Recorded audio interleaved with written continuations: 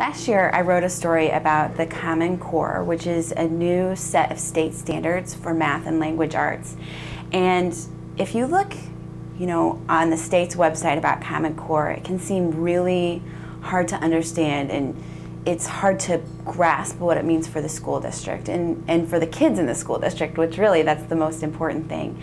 And one thing I tried to do with that story is really break it down. What does this mean for the students? What does it mean for the teachers who are teaching to these standards?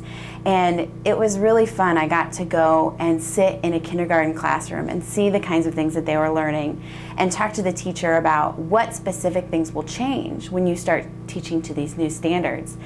And it came as far down as right now she needs to teach her kids to count to 100. With the new state standards, they need to be able to start at any number between 1 and 100 and count from there. So that was a really specific, understandable example of something that can seem so complicated and so nebulous. And that's really what I try to do, is I try to break things down, break down complicated issues into things that you can understand. You can understand what it means for you as a parent and for your child as a student. You can understand what it means for you as a taxpayer. And that's really, I think, my goal as a reporter, to make sure that those important issues are understandable, because they are incredibly important. But if you can't understand what they mean, then what's the point?